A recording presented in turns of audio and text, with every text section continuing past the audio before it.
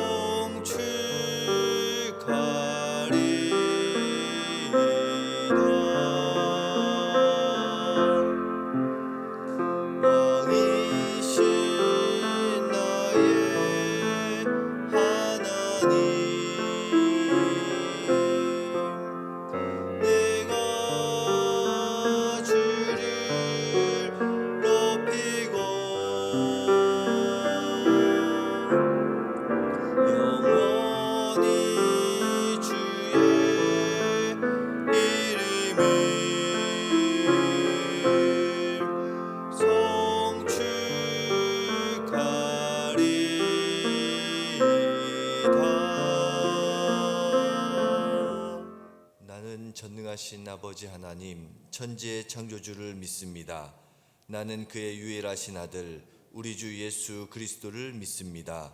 그는 성령으로 잉태되어 동정녀 마리아에게서 나시고 본디오 빌라도에게 고난을 받아 십자가에 못 박혀 죽으시고 장사된 지 사흘 만에 죽은 자 가운데서 다시 살아나셨으며 하늘에 오르시어 전능하신 아버지 하나님 우편에 앉아 계시다가 거기로부터 살아있는 자와 죽은 자를 심판하러 오십니다.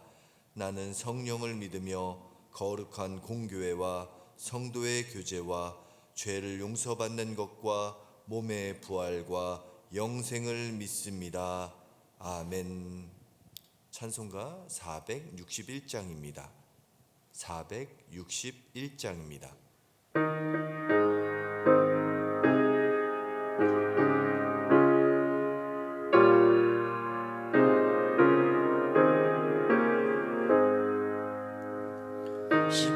십자가를 질 수 있나 주가 물어보실 때 죽기까지 따르오리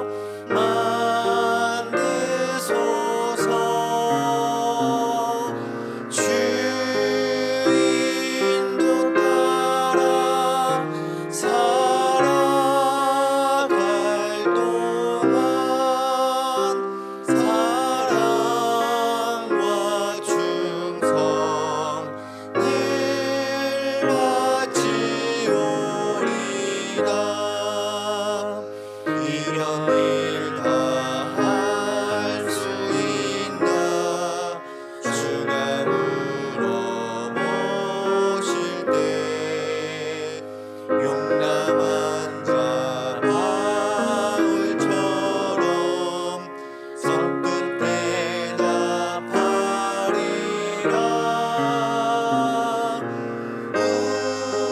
우리의 심령 주의 것이니 주님의 영상 만드소서. 주 인도 따라 살아갈 동안 사랑과 충성 늘 바치우리라.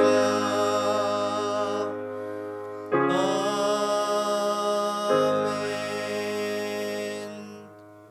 오늘 하나님께서 우리에게 주신 말씀은 누가복음 9장 40절부터 50절까지의 말씀입니다. 누가복음 9장 40절부터 50절까지의 말씀을 저 한 절씩 교독하신 후에 50절은 합독하겠습니다.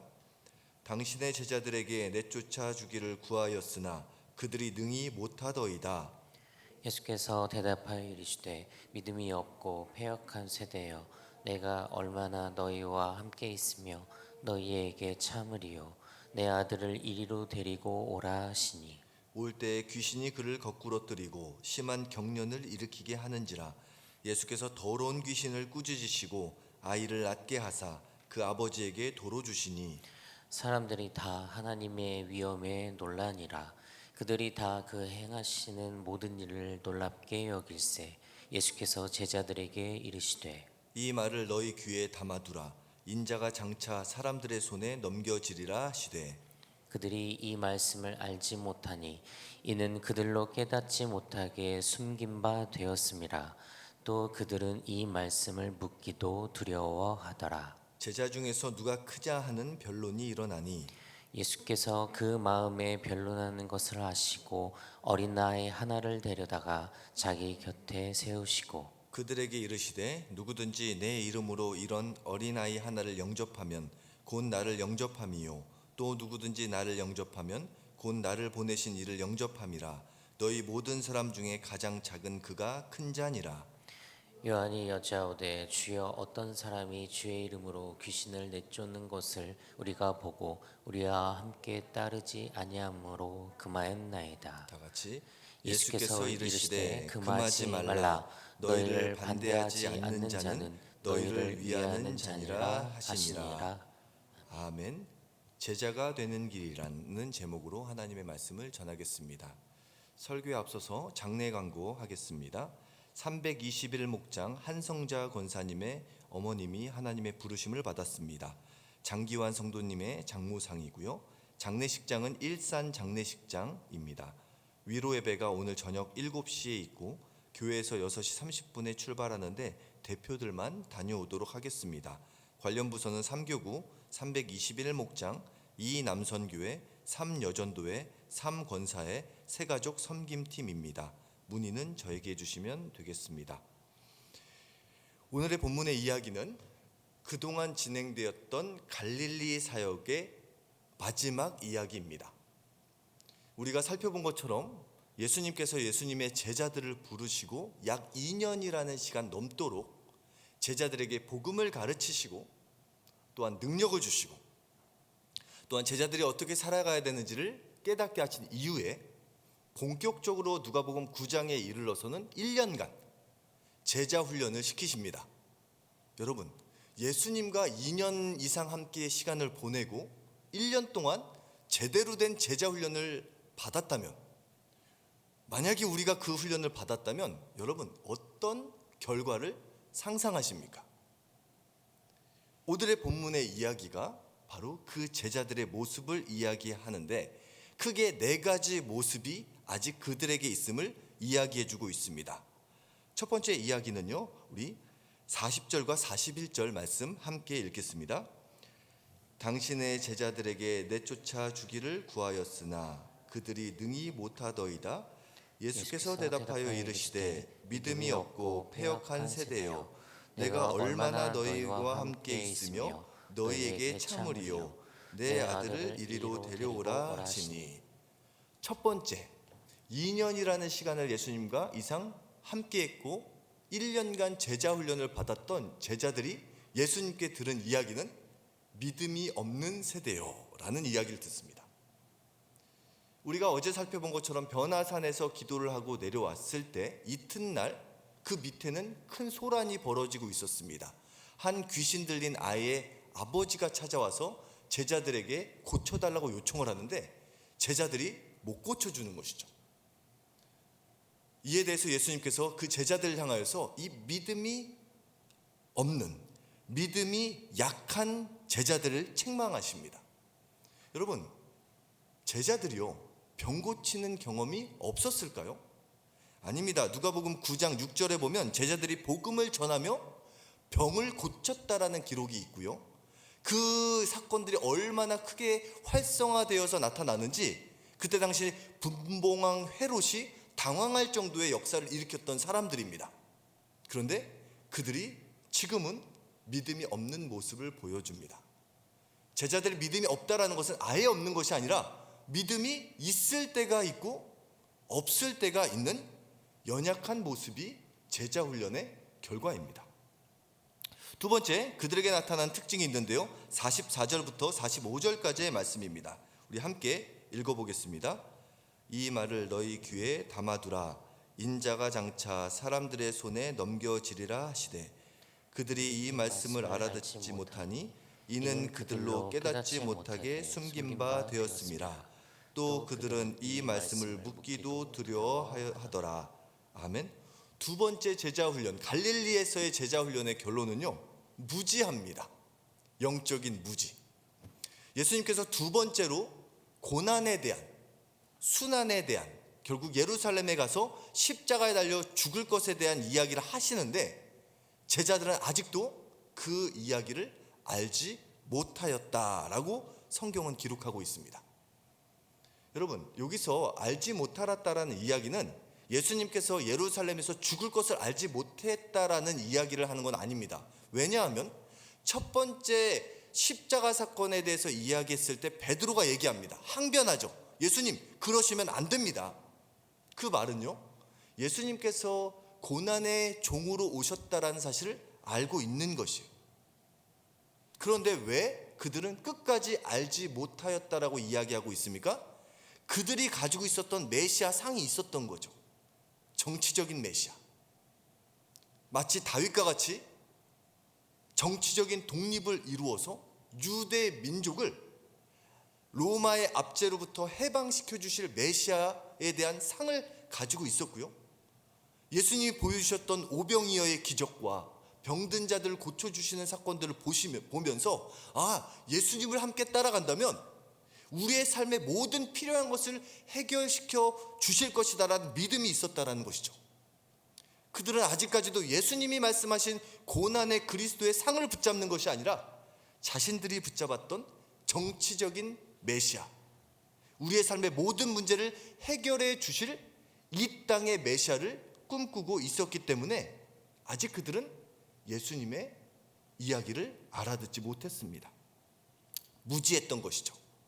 세 번째 특징입니다. 46절부터 48절인데요. 우리 46절 말씀을 함께 읽어보겠습니다. 제자 중에서 누가 크냐 하는 변론이 일어나니. 세 번째는 어떤 특징이 나타납니까? 누가 크냐라는 쟁론이 벌어집니다. 무슨 얘기예요? 내가 더 크다라는 것을 원했던 것이죠. 여기서 크다라는 것은 단순히 큰 것을 말하는 것이 아니라 중요하다라는 의미 또한 내포하고 있습니다.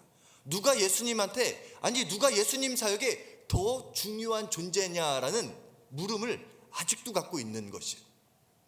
물론 왜 이 쟁론이 일어났는지 성경은 정확히 얘기하고 있지 않지만 문맥의 흐름을 보면 조금은 이해할 수 있는 것이요, 예수님께서 변화산에 올라가실 때, 기도하러 올라가실 때 12명의 제자를 다 데려가신 것이 아니라 베드로와 야고보와 요한만 데려가시죠.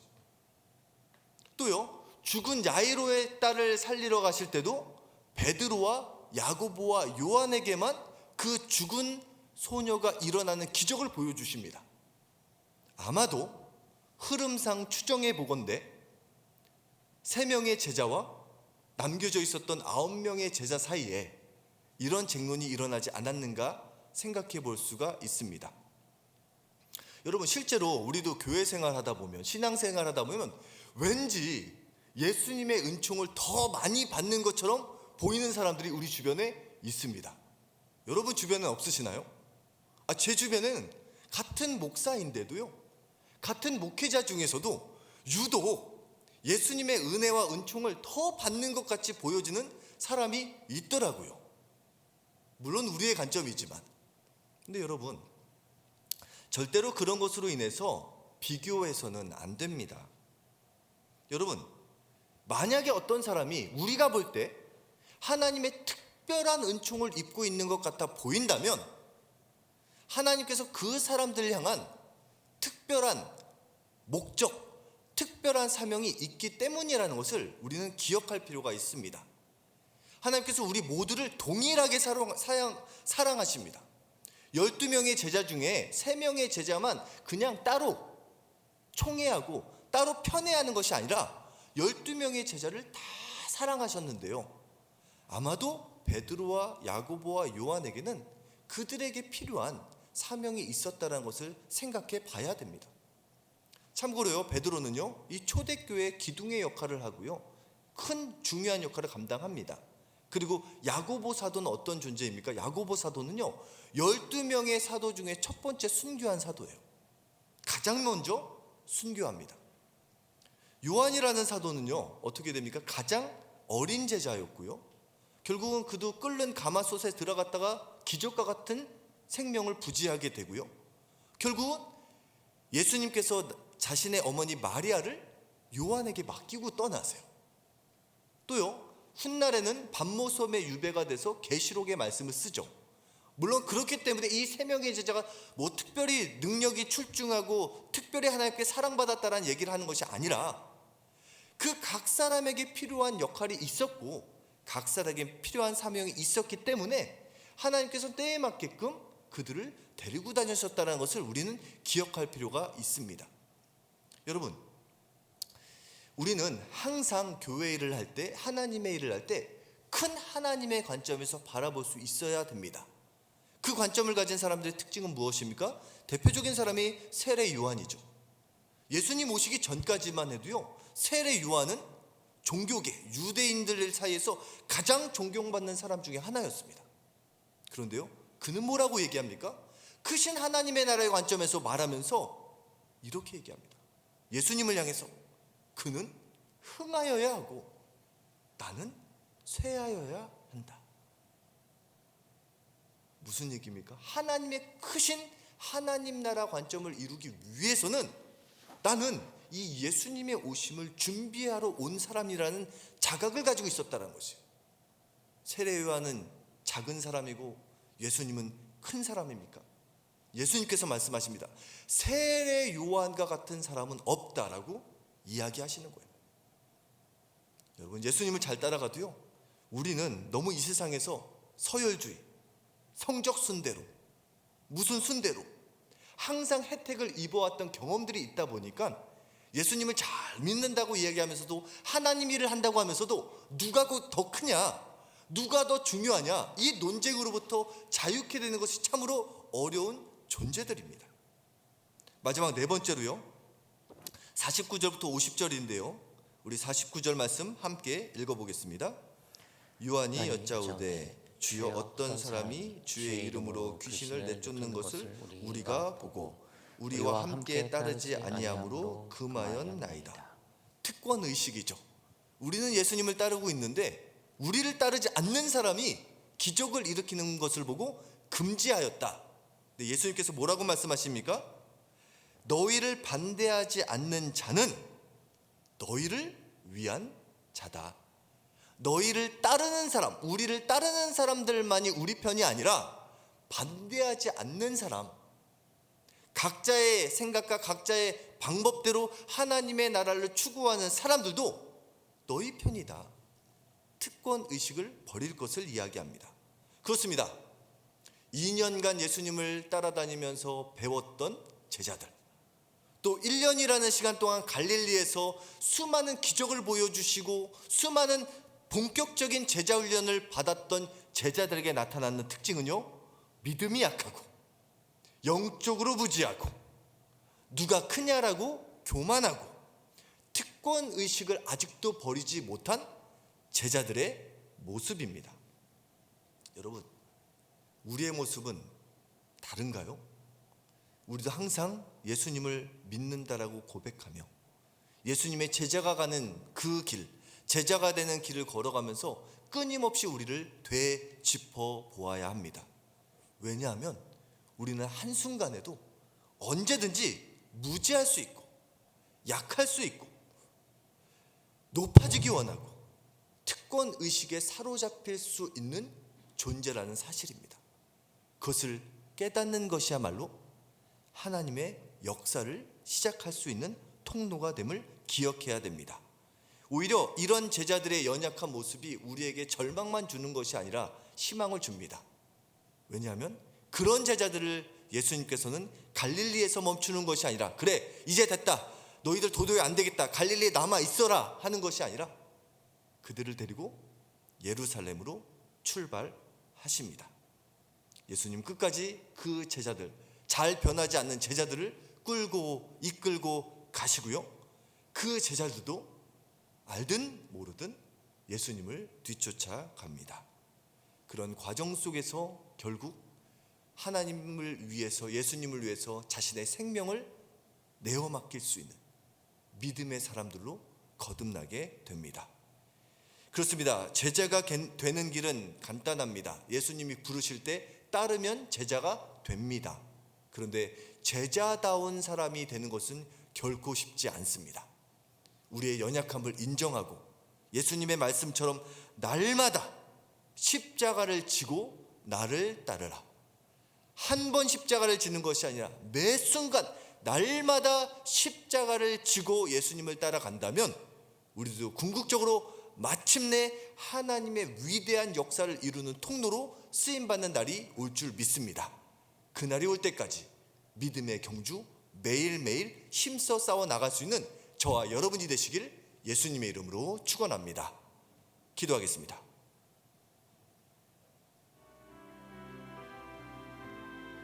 우리 말씀을 생각하면서 기도하겠습니다. 하나님, 우리의 연약함을 도와 주옵소서. 예수님의 12제자들, 제자 훈련을 받았음에도 불구하고 예수님의 가르침을 직접 듣고 배웠음에도 불구하고 그들의 모습은 믿음이 없고 영적으로 무지하며 교만하고 특권의식에 붙잡혀 있었습니다. 그러나 예수님께서는 그들을 끝까지 포기하지 아니하시고 온전히 믿을 수 있도록, 뜻을 깨달을 수 있도록, 겸손하고 관용할 수 있도록 예수님의 제자를 끝까지 이끌어 가셨습니다. 주님, 우리의 발걸음 이러한 발걸음이 되게 하여 주옵소서. 예수님을 온전히 쫓아감을 통하여서 연약한 믿음을 채우고 영적 무지를 깨닫고 겸손하고 아버지 관용의 마음으로 예수님을 닮아가는 우리의 삶의 발걸음이 되게 하여 주옵소서. 이 시간 주여 삼창하고 기도하겠습니다. 주여, 주여, 주여. 사랑과 풍성하신 하나님 아버지 감사합니다. 오늘 말씀을 통하여서 아버지 하나님 지금까지 이루어왔던 갈릴리에서의 예수님의 사역을 정리합니다. 아버지 하나님, 갈릴리에서 예수님께서 제자들을 가르치시고 훈련시켜 나가면서 제자들에게 아버지 병을 고칠 수 있는 하나님의 나라를 선포할 수 있는 권세와 능력을 주셨고 아버지 수많은 병자를 고치며 아버지 그 지역 가운데 하나님의 나라의 통로로 쓰임받았던 제자들이었음에도 불구하고 아버지 최종적으로 갈릴리 사역의 결론부에 이르러서 예수님께 아버지 하나님 믿음이 없는 세대여, 이 패역한 세대여라는 책망을 받았던 제자들의 모습, 아버지 하나님 두 번이나 예수 그리스도의 고난의 길, 고난의 종으로 오신 메시아에 대해서 말씀하셨음에도 불구하고 아버지 그것을 온전히 받아들이지 않고 내 생각, 내가 생각하는 예수님, 내가 생각하는 예수님, 내가 생각하는 메시아, 내가 생각하는 하나님의 뜻을 붙잡고 끝까지 예수님의 음성에 귀 기울이지 않고 그것을 받아들이지 않았던 영적인 무지함. 아버지 하나님, 누가 더 크냐, 누가 더 하나님 보좌 우편에 앉냐, 누가 더 높은 자리를 차지할 것이냐 고민했던 제자들의 모습. 아버지 하나님, 정말로 어떻게 하면 우리 편을 만들기 위해서 노력을 했던 특권 의식들, 아버지 그 제자들의 모습이 우리의 모습은 아닌지요. 아버지 10년, 20년, 아니 50년, 60년 신앙생활 했음에도 불구하고 하나님의 가치가 아니라 세상적인 가치가 아직까지도 우리의 삶의 기준이 되고 있지는 않은지요. 아버지 이 아침의 시간 다시 한번 나의 믿음과 나의 생각을 점검합니다. 나의 마음을 점검해 보기를 원합니다. 주님, 괜찮습니다. 제자들도 예수님을 따랐음에도 불구하고 쉽게 변화되지 않았습니다. 그러나 하나님, 끝까지 예수 그리스도를 온전히 따라감을 통하여서 그들의 삶을 변화시키는 놀라운 삶의 능력, 믿음의 능력, 성령님의 도우심을 경험할 수 있었던 것처럼 우리도 끝까지 포기하지 않고 예수님의 그 길, 예루살렘을 향해서 걸어가시는 예수 그리스도의 십자가의 길을 따라갈 수 있는 우리 믿음의 성도님들, 믿음의 신앙인이 될 수 있도록 은혜를 베풀어 주시옵소서. 오 주님, 온전히 붙잡아 주심을 감사드리며 예수님의 이름으로 기도드립니다. 아멘. 이 시간 교회를 위해서 기도하겠습니다. 특별히 우리 거룩한 빛 운정교회가 겸손히 하나님을 섬기며 서로를 섬기는 교회가 되게 하여 주옵소서. 지역사회에서 높아지는 것이 아니라 가장 낮아짐을 통하여서 낮은 곳으로 물이 모여오듯이 수많은 영혼, 세상에서 소외받고 세상에서 버림받고 세상에서 삶의 의미를 찾지 못하는 사람들이, 모든 사람들이 함께 모여서 예수 그리스도의 복음 안에서 새 생명을 얻으며 하나님의 형상을 회복시켜 나가는 믿음의 공동체, 우리 교회가 되게 하여 주옵소서. 세상 가운데, 지역사회 가운데 가장 낮아지는 공동체가 되게 하여 주옵소서.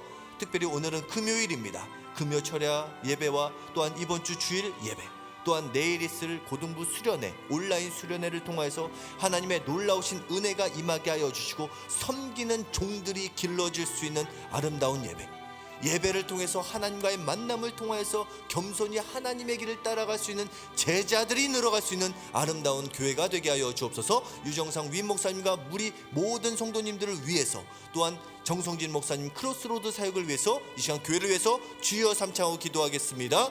주여, 주여, 주여. 사랑 은혜가 풍성하신 하나님 아버지, 감사합니다. 이 시간 우리 거룩한 빛 은정교회를 위해서 기도합니다. 아버지, 우리 거룩한 빛 은정교회가 유정상 위인 목사님을 중심으로 성령님의 인도하심에 아멘으로 순종하며 믿음으로 따라갈 수 있는 믿음의 공동체가 되게 하여 주시옵소서. 아버지 하나님, 12명의 예수님의 제자들이 아버지 제자훈련을 받았음에도 불구하고 쉽게 바뀌지 않았던 모습이 우리들의 모습이어도 괜찮습니다. 분명한 것은 하나님, 그 12명의 제자로 말미암아 세상을 변화시켰던 것처럼 우리 거룩한 빛 은정교회 믿음의 성도들을 통하여서 지역사회를 변화시키고 이 나라 민족과 세계 열방을 변화시키게 될 줄 믿사오니 아버지, 그 믿음의 경주 끝까지 싸워 이길 수 있는 날마다 십자가의 길을, 십자가를 짊어지고 걸어갈 수 있는 우리 믿음의 공동체가 되게 하여 주시옵소서. 특별히 아버지, 거룩한 빛 은정교회가 아버지 섬김을 받으러 오신 것이 아니라 섬기러 오셨던 예수 그리스도의 그 길을 순종하며 따라갈 수 있도록 인도하여 주시옵소서. 하나님을 온전히 섬기는 교회가 되게 하여 주옵소서. 예배를 통해서 하나님 온전히 섬기게 하여 주옵소서. 오늘 있을 금요 집회와 아버지 주일 예배, 또한 앞으로 진행되는 고등부 수련회부터 모든 교육부 수련회를 통하여서 섬김의 종으로 오신 예수 그리스도의 길을 따라갈 수 있는 제자들이 양성될 수 있도록 하나님 은혜를 베풀어 주시옵소서. 또한 서로를 섬기는 공동체가 되게 하여 주옵소서. 아버지, 물은 어디에 모입니까? 높은 곳에서 낮은 곳으로 흐르지만 낮은 곳에 모이게 됩니다. 아버지, 우리 거룩한 빛 은정교회가 이 지역사회에서 가장 낮은 자리에 머물러 있는 공동체가 되게 하여 주옵소서. 아버지, 세상에서 계속 끊임없이 사람들은 오르려고 합니다. 그러나 그 오르려고 하는 경쟁 가운데 도태되고 낙심하고 절망하고 삶의 의미를 아버지 놓쳐버리고 아버지 생명의 길이 아닌 죽음의 길을 선택하려고 하는 아버지 영혼들을 긍휼히 여겨주시고 그 모든 영혼들을 품어서 하나님의 형상을 회복시키며 각자를 향한 하나님의 소명, 비교의식이 아니라 아버지 나를 향한 하나님의 부르심, 나를 향한 하나님의 사명, 우리 공동체를 통해서 이루실 하나님의 목적을 이루는 기쁨을 맛보는 믿음의 공동체가 되게 하여 주시옵소서. 오 하나님 온전히 붙잡아 주시고 우리 거룩한 빛 운정교회를 통해서 하나님의 은혜의 역사가 펼쳐지게 될 줄 믿사오니 그 은혜의 통로로 쓰임받는 기쁨을 누리는 우리 믿음의 공동체가 되게 하여 주시옵소서. 우리 정상민 목사님 영육헌에 강건한 은혜를 베풀어 주시고 아버지 우리 사랑하는 장로님들, 안수 집사님들, 모든 교육자들, 아버지 하나님 또한 권사님들, 집사님들, 성도님들 남녀노소를 불문하고 각자의 삶의 자리에서 예수님의 십자가의 길을 향해서 나아갈 때 합력하여 선을 이루는 기쁨을 누리게 하여 주시옵소서. 오 주님 온전히 붙잡으심을 감사합니다. 정성진 목사님 크로스로드 사역 가운데 기름을 부어주시고 물권이권 영권 회복을 허락하여 주셔서 아버지 거룩한 빛 운정교회가 한마음 한뜻이 되어서 아름다운 선한 영향력을 미칠 수 있는 공동사역이 될 수 있도록 은총을 베풀어 주옵소서. 감사드리며 예수님의 이름으로 기도드립니다. 아멘. 마지막으로 나라 민족을 위해서 기도하겠습니다. 이 나라 민족 긍휼히 여겨주시고 특별히 코로나19를 위해서 오늘 기도했으면 좋겠는데요.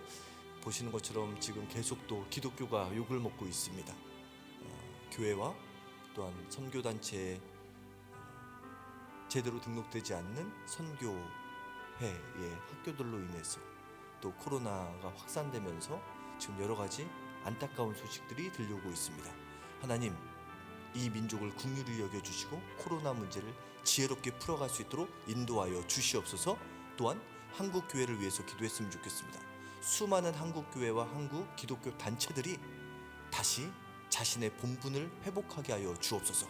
세상에 지탄받는 것이 아니라 세상 가운데 빛과 소금의 역할을 감당하라는 하나님의 뜻에 순종하는 공동체들이 되게 하여 주시고 아버지 세상을 변화시킬 수 있는 희망의 아이콘, 절망의 아이콘에서 희망의 아이콘으로 전환될 수 있는 하나님의 도우심이 필요한 줄 믿습니다. 이것을 통해서 쓰임받는 한국의 6만여 교회들, 십자가 앞에 온전히 무릎 꿇음을 통하여서 믿음의 선한 영향력을 미치는 한국 교회들, 기독교 단체들 되게 하여 주옵소서. 이 시간 주여 삼창하고 기도하겠습니다. 주여, 주여, 주여. 사랑하는 풍성하신 하나님 아버지 감사합니다.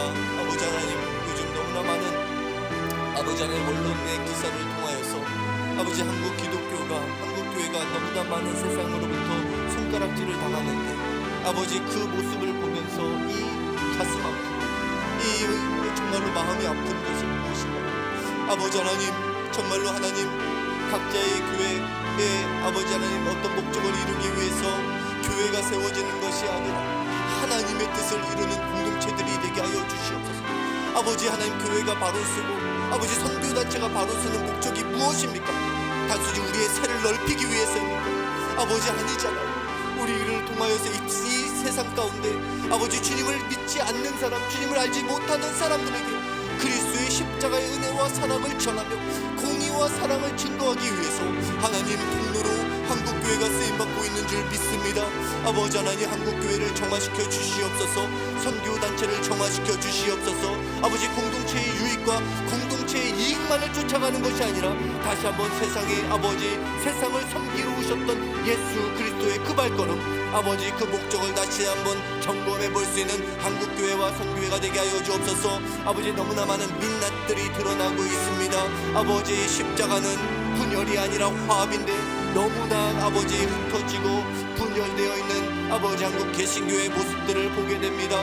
아버지 하나님, 우리가 놓쳤던 것, 미처 우리 자신들의 교회만을 돌보다가 놓쳤던 모든 것들이 다시 한번 점검되는 기회가 되게 하여 주시옵소서. 한국교회가 다시 십자가 앞에 무릎 꿇음을 통하여서 아버지 그 십자가, 아버지 하나님 교회에 대한 생각을, 자신들의 생각을, 우리의 생각을 내려놓게 하여 주시고 하나님의 통치가 실현되는 믿음의 공동체들이 되게 하여 주시옵소서. 코로나19로 인해서 너무나 많은 영혼들이 아버지, 너무나 많은 아버지 하나님 가정들이, 너무나 많은 사업장들이 무너지고 있습니다. 아버지 이 땅을 긍휼히 여겨 여겨 주시옵소서. 아버지 하나님, 이 땅 가운데 오히려 그리스도 아버지 하나님 교회로 말미암아 코로나가 악화된다는 소식이 들려오는 것이 아니라 지금부터라도 우리가 회개하며 하나님을 온전히 붙잡음을 통하여서 아버지 하나님 이 교회로 말미암아 코로나의 위기를 함께 극복해 나간다라는 아버지 하나님 이야기가 들려올 수 있도록 불철주야 기도하며 불철주야 그리스도의 은혜와 사랑의 통로로 쓰임받는 6만여 한국교회가 될 수 있도록 인도하여 주시며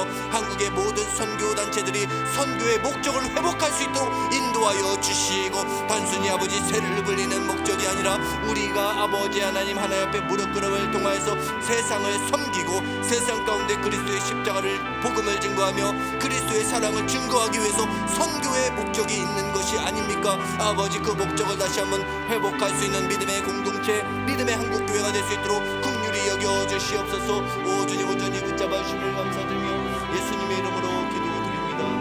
아멘. 사랑과 은혜가 풍성하신 주님, 12제자가 예수님께 직접 가르침을 받고 예수님께 직접 제자 훈련을 받았음에도 불구하고 쉽게 믿음이 강해지지도 쉽게 영적인 말씀을 깨닫지도 겸손하지도 관용하지도 못했던 제자들의 모습을 이 아침 다시 한번 생각해 봅니다.